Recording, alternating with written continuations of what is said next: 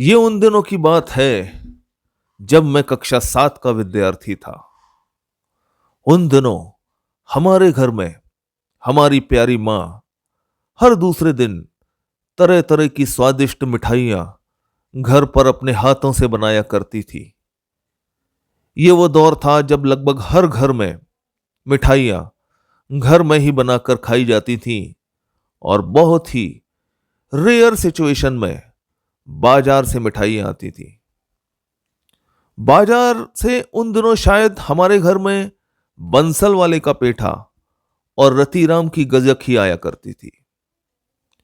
तो बात कुछ यूं चली कि उन दिनों 1987 के जून के महीने में जब हमारी गर्मियों की छुट्टियां चल रही थीं, मां ने बेसन की बर्फी बनाई।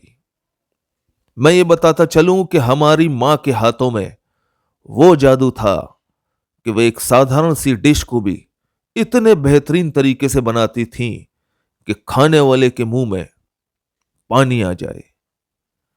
शायद वे खाना बनाते समय अपना ढेर सारा प्यार भी उस डिश में झोंक देती थी, जिसकी वजह से हर डिश बेहद लजीज बनती थी।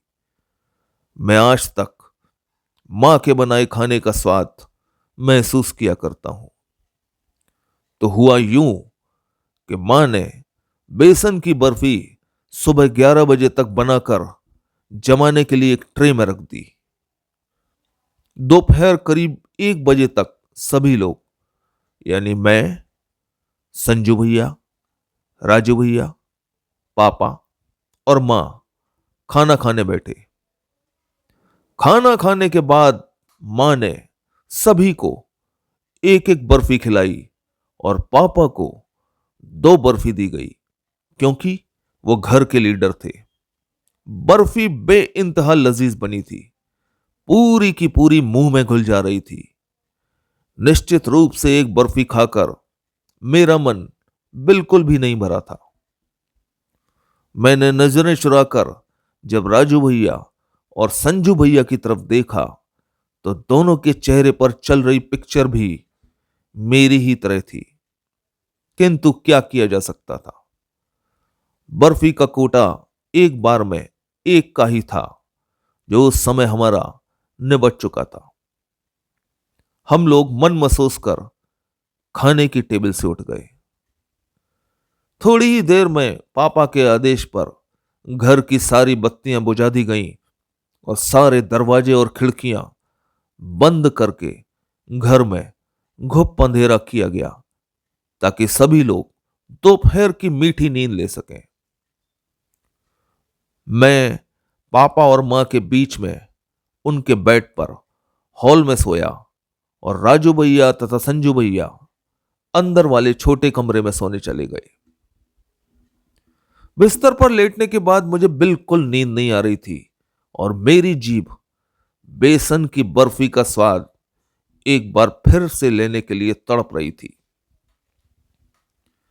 करीब 1 घंटे बाद जब मैंने पापा मां के खर्राटे सुने तो मैं समझ गया कि दोनों लोग सो चुके हैं। अब मैं धीरे से पलंग से नीचे उतरा और मैंने नीचे पड़ी हुई चप्पल भी अपने पैरों में नहीं पहनी, क्योंकि उससे आवाज होती और मां या पापा कोई भी उठ सकता था। अब मैं दबे पांव बिल्ली की तरह हॉल के दरवाजे के पास पहुंचा, जो लकड़ी का बना हुआ पुराने जमाने का एक भारी भरकम दरवाजा था, जो हमेशा खुलने या बंद होने पर चर्र चर्र की आवाज करता था। मैंने कांपते हाथों से स्लो मोशन में उस दरवाजे को खोला ताकि उसकी आवाज किसी के कानों में न पहुंचे। अब मैं सुरक्षित कमरे के बाहर आ गया। अब हॉल कमरे के बाहर एक दलान थी, उसके सामने ही हमारा चौका था। चौके पर भी एक भारी लकड़ी का दरवाजा लगा रहता था, जिसको बंद करने के लिए ऊपर की तरफ एक साकड़ लगी रहती थी। अरे ये क्या! साकड़ तो खुली हुई थी और दरवाजा वैसे ही भिड़ा हुआ था। इसका मतलब अंदर कोई है। यह सोचकर मैं डरते डरते चौके में अंदर घुसा। अंदर घुसते ही मैंने देखा कि राजू भैया चौके में पहले से घुसे हुए हैं। यहां मैं ये बताता चलूं कि चौके में एक कोने में लोहे की जाली वाली अलमारी थी, जिसके अंदर मां मिठाइयां रखा करती थी। तो मैंने देखा कि राजू भैया उस जाली वाली अलमारी को खोलकर दनादन बेसन की बर्फी उड़ा रहे हैं। अब चूंकि राजू भैया की मेरी तरफ पीठ थी, इसलिए वो मुझे नहीं देख पाए थे। अब चूंकि मैं राजू भैया से थोड़ा डरता था, इसलिए मैं वहां से दुम दबाकर भाग गया और सीधे अपने बिस्तर पर धीरे से जाकर पसर गया। नींद अब भी मेरी आंखों से कोसों दूर थी। मां पापा उस समय भी खर्राटे लेकर सो रहे थे। थोड़ी देर बाद एक साया हॉल के कमरे में अंदर घुसा और अंदर वाले कमरे में चला गया। मैं समझ चुका था कि राजू भैया अपना काम निपटा चुके हैं। अब करीब आधे घंटे तक मैं बिस्तर पर वैसे ही पड़ा रहा और मुझे हल्की सी झपकी भी आ गई। आधे घंटे बाद मैंने मौके का मुआयना किया तो सारी सिचुएशन मुझे फेवरेबल लगी और मैं फिर से अपने ऑपरेशन बर्फी पर निकल पड़ा। मैं चौके के सामने पहुंचा तो देखा कि अब की बार चौके के दरवाजे की सांकड़ लगी हुई है, यानी चौका ठीक से बंद है और अंदर से मैदान साफ है।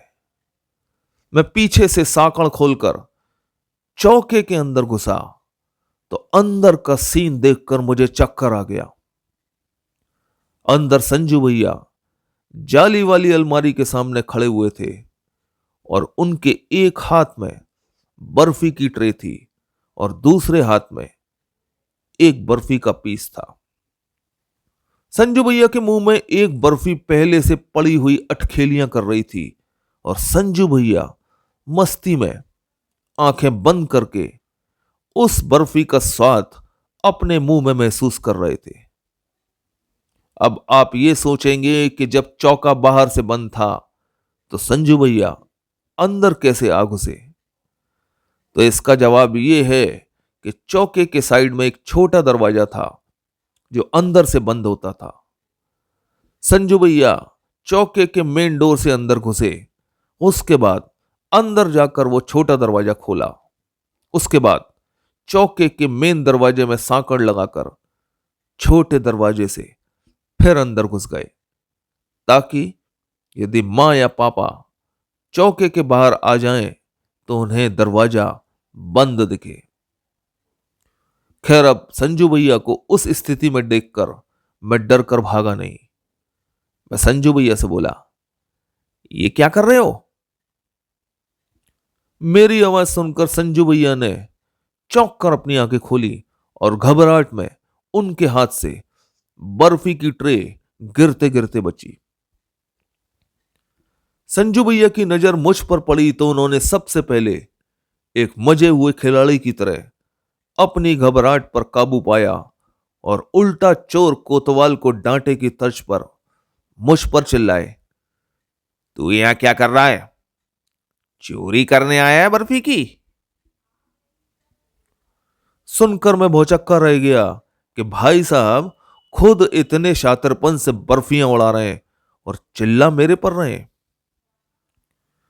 अब बोलने की बारी मेरी थी। मैंने संजू भैया से कहा, तुम चोरी करके बर्फी खा रहे हो? मैं इसकी शिकायत अभी पापा मां से करता हूं। सुनकर संजू भैया के सारे कसबल ढीले पड़ गए। वो बोले, तू अपना मुंह बंद रख, ले एक बर्फी खा और दफा हो जाए यहां से। वो बोले, तू अपना मुंह बंद रख, ले एक बर्फी खा और दफा हो जाए यहां से। मैंने संजू भैया से एक नहीं बल्कि 2 बर्फियां ली और खाकर चौके में रखे हुए घड़े से एक गिलास ठंडा पानी पिया और अपना मुंह पोंछकर चौके से निकल गया। फिर मैं अपने पलंग में सुरक्षित लैंड कर गया। थोड़ी देर बाद एक साया बेआवाज हॉल में दाखिल हुआ और अंदर वाले कमरे में धीरे से चला गया। यह देखकर मेरे होंठों पर हल्की सी मुस्कुराहट आ गई, क्योंकि मैं जानता था कि वो साया संजू भैया ही थे। शाम को जब मां ने यह देखा कि आधी से ज्यादा बर्फी गायब हो चुकी है, तो राजू भैया ने यह बोल दिया कि चौके का छोटा वाला गेट आपसे खुला छूट गया होगा और शायद बिल्ली आकर बर्फी पर हाथ साफ कर गई। ये सुनकर मां मुस्कुराने लगी। शायद वे समझ गई थी कि बिल्ली कौन है। धन्यवाद। जय हिंद।